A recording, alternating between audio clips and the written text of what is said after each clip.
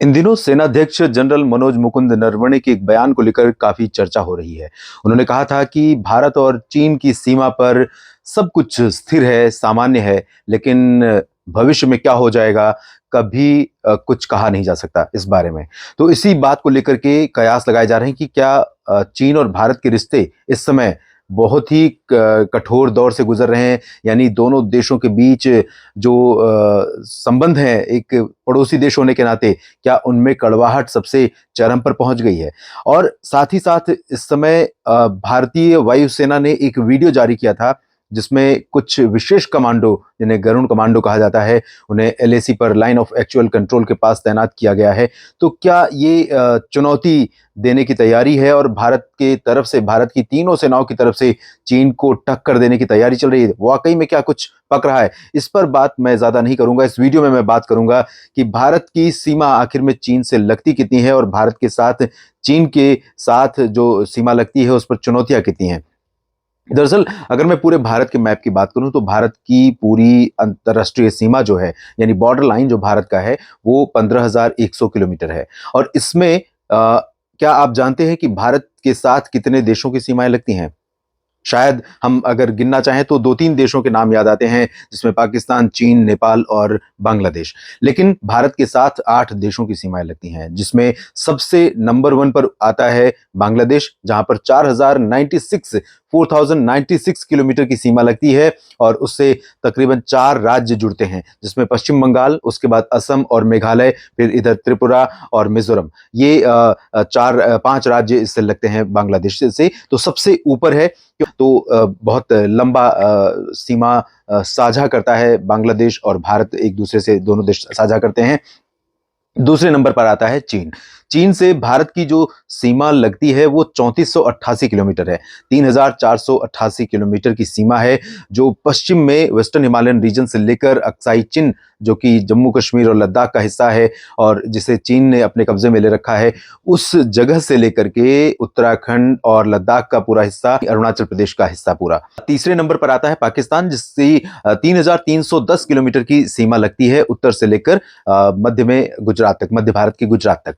बाकी देशों की अगर मैं बात करूं तो उसमें म्यांमार आता है और नेपाल आता है। नेपाल भी लगभग 1700 किलोमीटर के आसपास की सीमा साझा करता है भारत के साथ, जिसमें बिहार से लेकर उत्तर प्रदेश तक का हिस्सा शामिल है और इसके अलावा भूटान भी शामिल है। लेकिन आप सरप्राइज होंगे कि अफगानिस्तान से भी भारत की सीमा लगती है, और वो एरिया जिसे आज पाकिस्तान ऑक्युपाइड कश्मीर कहा जाता है, पाकिस्तान प्रशासित कश्मीर कहा जाता है, जो भारत का अभिन्न अंग है और जिसे भारत ने आजादी के बाद से लेकर अब तक तमाम फोरम पर, अंतर्राष्ट्रीय मंचों पर ये दावे के साथ कहा है कि वो भारत का था, भारत का है और भारत का रहेगा और भारत उसको लेकर रहेगा।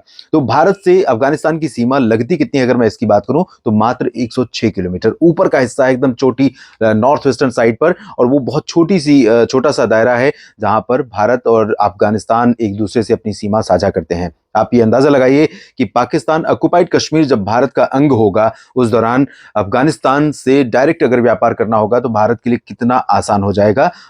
रोडवे के थ्रू अगर उस इलाके से रोड बनाना संभव होगा, उस बारे में मैंने अभी स्टडी नहीं किया है कि क्या उस सीमा पर रोड के थ्रू पाकिस्तान अफगानिस्तान तक पहुंचा जा सकता है कि नहीं, ये मुझे आइडियली नहीं पता, क्योंकि ये वेस्टर्न हिमालयन रेंज का हिस्सा है और हिमालयन रेंज पर आप जानते हैं कि कितने दुर्गम इलाके हैं।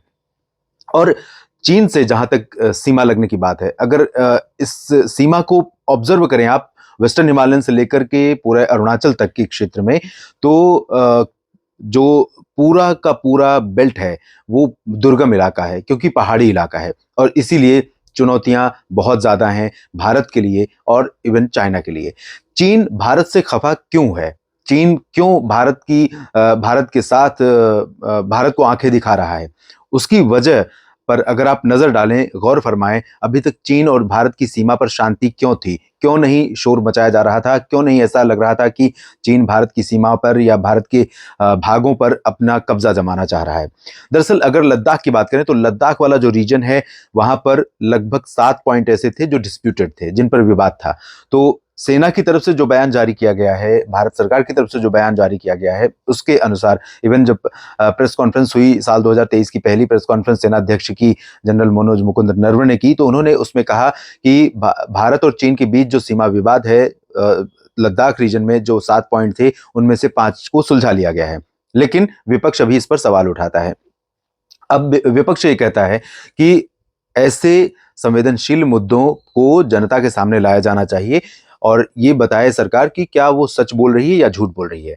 और सरकार ये कहती है कि ये संवेदनशील डाटे आंकड़े हैं, संवेदनशील तथ्य हैं, इनको पब्लिक फोरम पर डिस्कस नहीं किया जा सकता है। विशेषज्ञ ये मानते हैं कि ये बात भी सही है, लेकिन जनता को ये लगता है कि शायद सच सामने नहीं आ रहा है।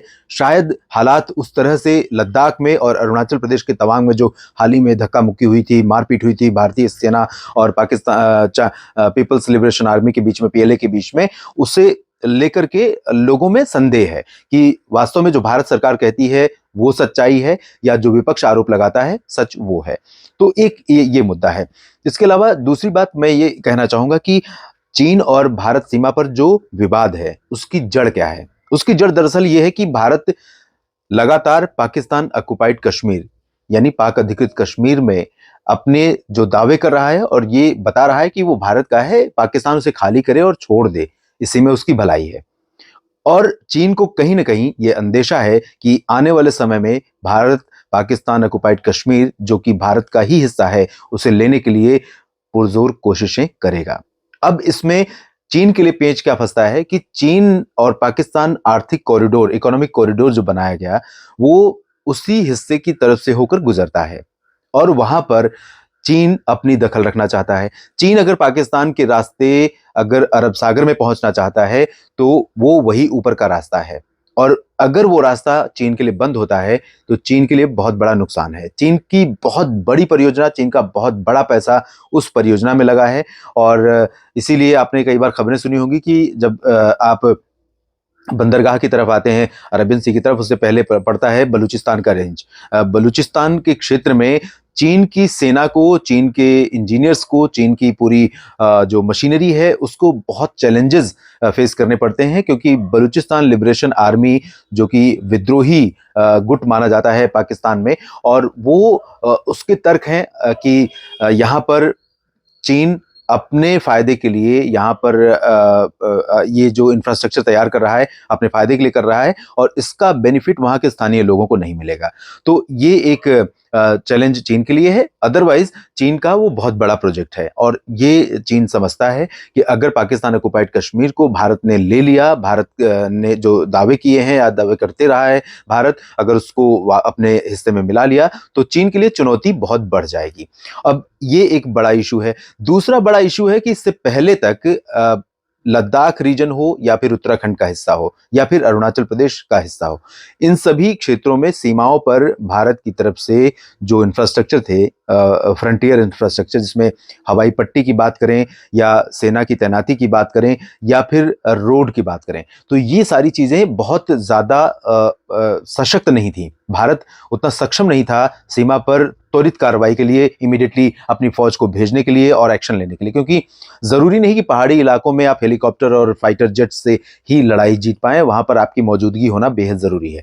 लेकिन जब चीन ने अपनी सीमाओं पर बुनियादी ढांचा, सेना के लिए रक्षात्मक ढांचा तैयार करना शुरू किया, तो भारत की तरफ से भी ये कवायद शुरू हुई और ये भी कहीं ना कहीं चीन को अखरने लगा। तो चीन दो मुद्दों पर मुझे लगता है कि भारत की जो भारत से जो खफा है या भारत को लेकर जो उसके अंदर गुस्सा है, वो यही कारण है कि एक तरफ भारत उससे लगने वाली जो लाइन ऑफ एक्चुअल कंट्रोल है उसके आसपास बुनियादी ढांचे को मजबूत कर रहा है, दूसरा वो पाकिस्तान ऑक्युपाइड कश्मीर को अपने में मिलाने के लिए तैयारी कर रहा है। तो इससे चीन के लिए बहुत बड़ी चुनौती होगी। और चीन के बारे में जब भी बात होती है तो भारत में आम नागरिक ये सोचता है कि चीन एक बहुत स्ट्रांग इकोनॉमी है और निश्चित तौर पर दुनिया के बड़े अर्थव्यवस्था के रूप में उसकी गिनती होती है, और साथ ही साथ उसकी जो टेक्नोलॉजी है, कहीं ना कहीं वो भारत, अगर हम उसकी टेक्नोलॉजी को देखें, जो हम सामान खरीदते हैं चीन, मेड इन चाइना, उनमें जो हम बहुत बेसिक तरीके से उन चीज़ों को इस्तेमाल करते थे,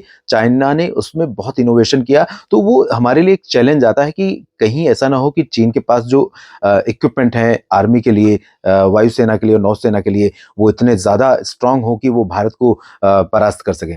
लेकिन सच्चाई इतनी ही नहीं है। दरअसल कोई भी युद्ध लड़ने के लिए, चाहे आप ये माना जा रहा है कि अब जो युद्ध होंगे वो सीधे आमने-सामने बंदूकों से नहीं लड़े जाएँगे, तोप के गोलों से नहीं लड़े जाएँगे और फाइटर जेट से नहीं लड़े जाएँगे। उसके लिए और भी नॉन कन्वेंशनल मीडियम होंगे और वो जो गैर पारंपरिक माध्यम होंगे, उनमें एक-दूसरे की जो वेबसाइट्स हैं या जो उनके इंटेलिजेंस मीडियम हैं, संचार के माध्यम हैं, उनको उन पर कब्ज़ा करना, उनको ध्वस्त कर देना और इसके लिए अंतरिक्ष में तमाम तरह के सैटेलाइट्स देश भेजते हैं आज के समय में, जो एक-दूसरे पर गुप्तचर की तरह काम करते हैं, एक-दूसरे की निगरानी करते हैं और साथ ही साथ वही सैटेलाइट काम में आते हैं एक-दूसरे पर साइबर अटैक करने के लिए। तो इस माध्यम से भी ऐसा हो सकता है कि वायुसेना जिन माध्यमों का इस्तेमाल करके, चाहे वो चीन की हो या भारत की या फिर किसी देश की, जिन माध्यमों का इस्तेमाल करते हुए अपने ऑपरेशंस को अंजाम दे रही है, उसी माध्यम पर अगर किसी ने कब्ज़ा कर लिया,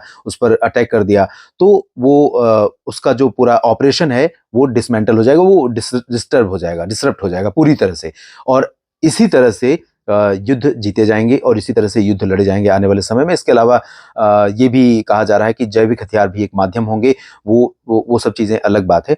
लेकिन दरअसल चीन की जो परेशानी है, वो यही है कि भारत सीमा पर इतनी तैनाती, इतनी मुस्तैदी क्यों कर रहा है? और आपको जैसा कि मैंने अभी कहा कि युद्ध सिर्फ़ सेना और हथियार से नहीं, बल्कि सेना के मनोबल से लड़े जाते हैं और भारत की सेना के मनोबल के बारे में पूरी दुनिया लोहा मानती है। ये एक बहुत ही और इसके प्रमाण भी हमारे सामने हैं। 1962 में जब भारत पर चाइना की तरफ से अटैक हुआ था, तब भी बहुत कम रसद और बहुत कम हथियारों के बावजूद भारतीय सिपाहियों ने जिस वीरता का परिचय दिया था सीमा पर, सैनिकों को, चीन के सैनिकों को अंदर नहीं घुसने दिया था, वो एक बहुत बड़ी मिसाल है। इसके अलावा 1971 का युद्ध, पाकिस्तान और बांग्लादेश का जो बँटवारा हुआ, पूर्वी पाकिस्तान को बांग्लादेश बनाने में भारत ने जो रोल निभाया, उसमें भारतीय फ़ौज की भूमिका पूरी दुनिया याद करती है और जानती है। बांग्लादेश इस बात का हमेशा कर्ज़दार रहेगा कि अगर उसे मुक्ति दिलाई किसी ने, तो भारतीय फ़ौज ने।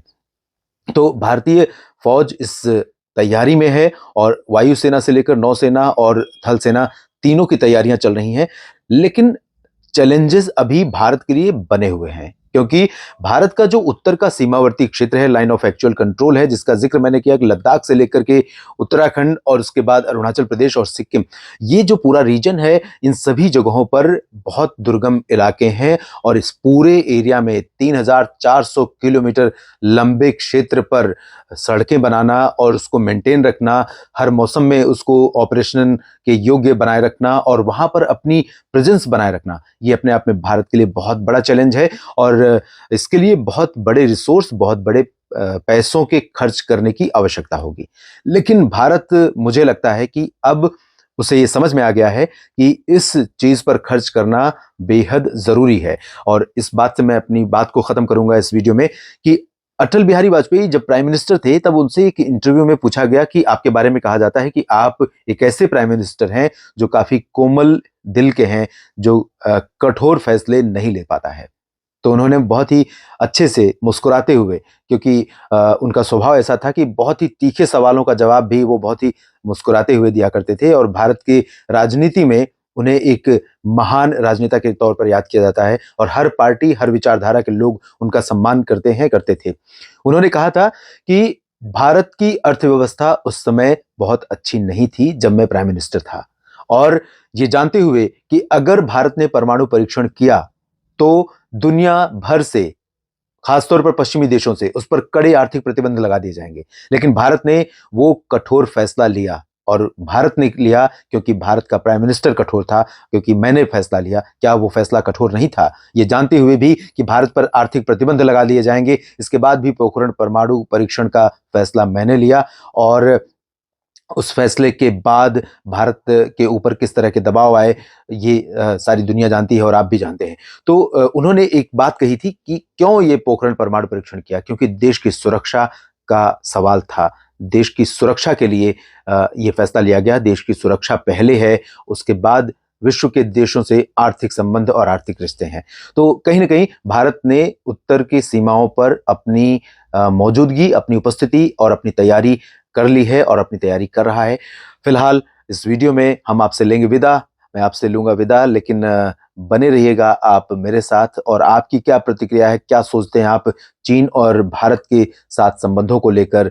चीन और भारत के संबंधों के बीच में जो इस समय कड़वाहट है, उस पर सरकार का जो टेक है, उस पर विपक्ष का जो आरोप है, उस बारे में आपकी क्या प्रतिक्रिया है? वैचारिक सपोर्ट आपका किसी भी पार्टी से हो सकता है, लेकिन जो आपकी प्रतिक्रिया हो, जब भी आप टिप्पणी करें तो आपको जो वास्तव में लगता है वो टिप्पणी करें। क्योंकि मेरा मकसद यह है कि न्यूज़ मीडिया मंच के माध्यम से मैं ना तो किसी का विरोध करूं और ना ही किसी का समर्थन करूं। कोशिश ये करूं कि जो सच है उस पर बात हो सके। धन्यवाद।